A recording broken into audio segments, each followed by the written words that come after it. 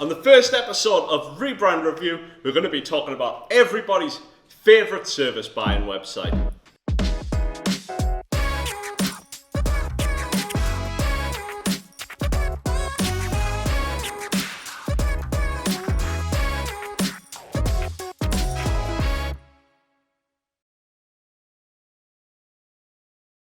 I'm Tony Hardy, founder and director of Canny Creative.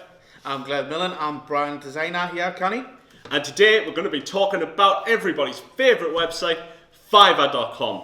Now, design community, designers around the world have got, I was going to say a love-hate relationship with Fiverr. Yeah. I think it's more hate than love. Yeah. Encouraging people to buy logos for £50 when people are trying to sell these services. Basically, there's a whole load of issues with Fiverr. We're not going to dive into that today. We don't have time. But the first interesting thing about this Fiverr redesign is the fact they went out there and they hired Koto, which are a massive London-based agency. They've done work for Sonos, for Airbnb, for Coca-Cola.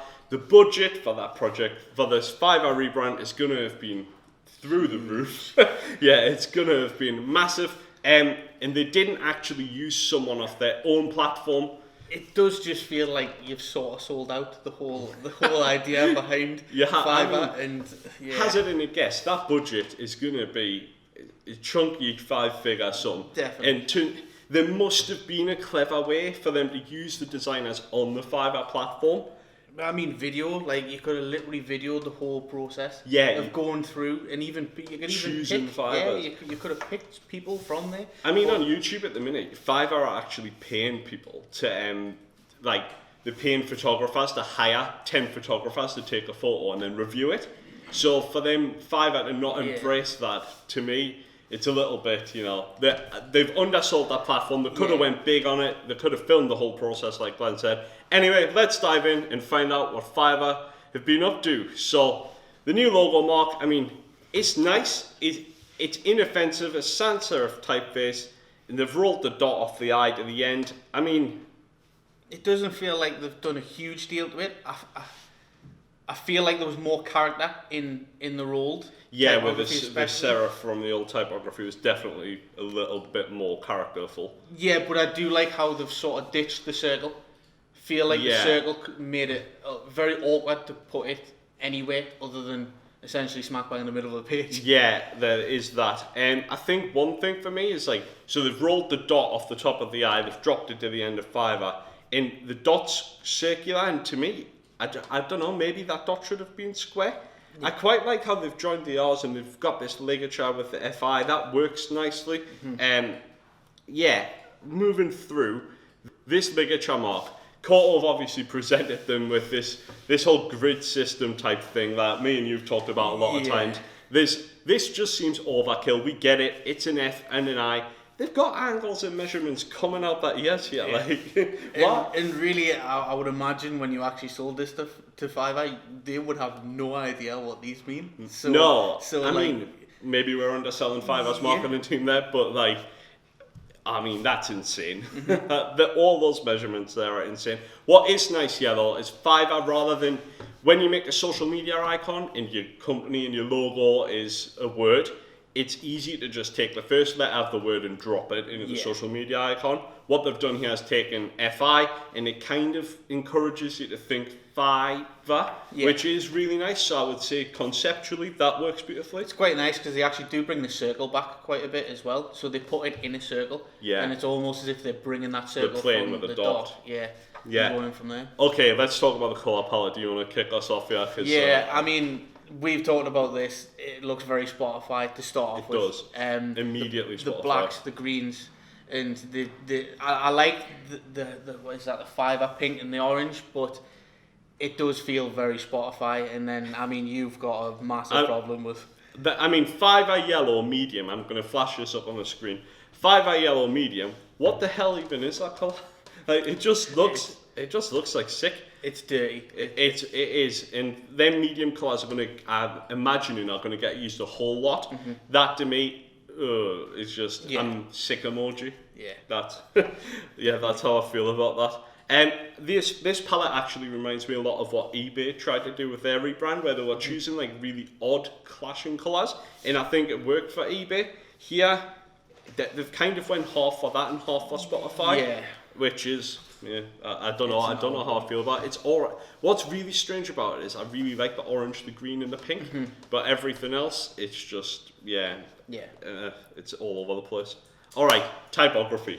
This is one of my favourite parts of this because I really like the serif font that they've used. So the serif font 5 I've used is domained by the Klim Type Foundry. Glen really likes it. I think it just brings back that character that they had in the original logo with like sort of little edges, ligatures and everything like that. I would agree, but for me it's maybe verging on a little bit too fancy. Like the sans serif is McCann by Type, and it works really nicely, but paired with, there's just something for me about the serif which is a little bit fussy.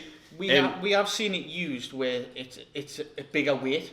Yeah, and I think the larger weight seems to sit nicer with any of the sans serif fonts. No, I would agree with that as well. Whereas this sometimes can get lost, and as you say, it feels when it's thin out a little bit too fancy. Maybe for me, I think it might be just the V shape. So on services here, it looks like it is Sir Uices. I mean, I feel like you find that in every font as well. It gets to the point where you find one character in the whole. There is that. Yeah.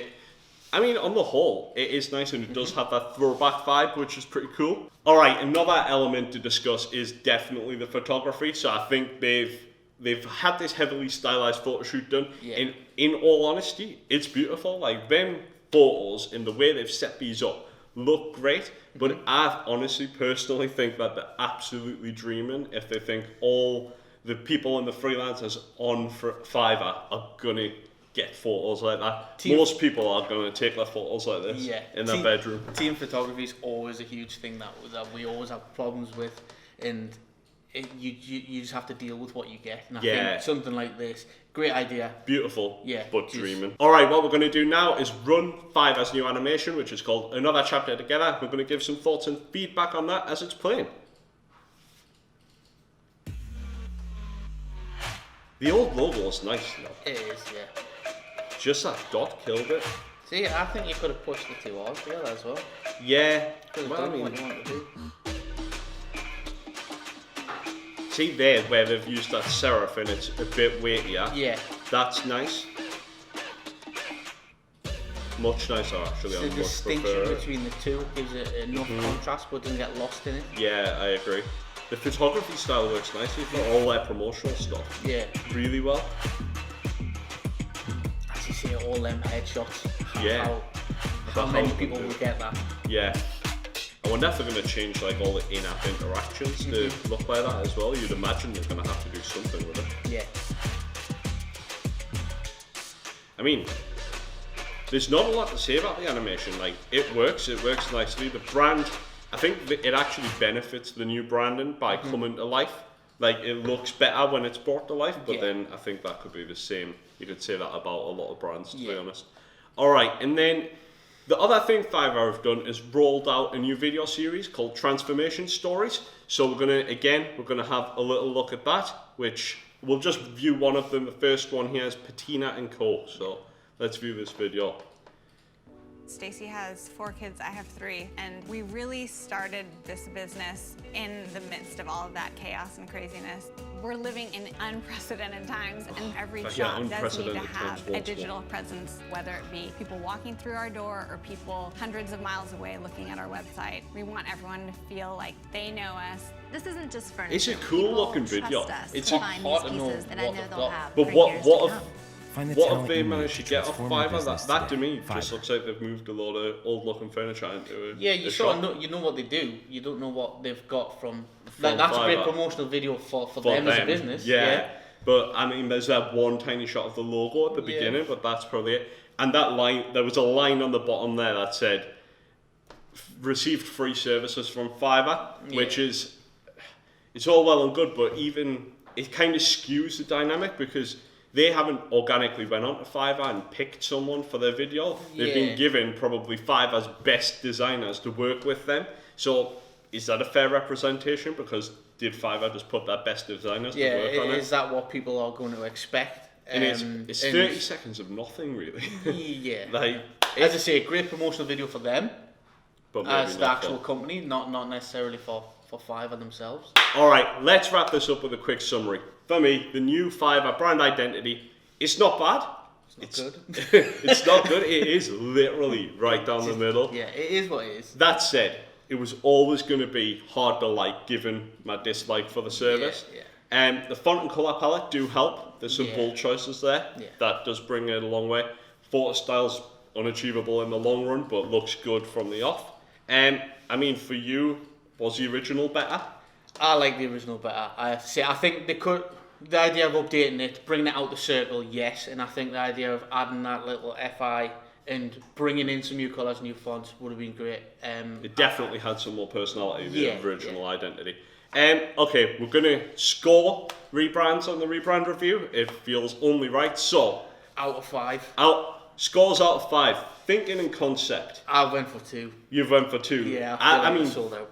You think they've sold out. Yeah. And also, really, outside of modernising the brand, I don't really feel like it had much concept. Yeah, nothing behind Creative it. thinking wise, bringing the FI as the ligature through into the social, got to mark it up 1 point for that. So, thinking and concept, 2. Visual representation. I mean, I think it's all clean and nice, isn't it? It is. And there's some really nice elements to it, like the photography, like we said, but whether or not that's achievable in the long run. Out of 5, visual representation is? 3. A 3. Brand mark itself, nice and clean, but need an out or something. Yeah, just nothing too much to it. 2. Good old 2. Typography, I had it down as a 4 because I didn't like the V in the serif. I love the sans serif, so I've bumped it up to a 4.5 just to get there. Colour palette, again, pretty strong. A 3 overall, could just do with losing that sicky colour. Yeah.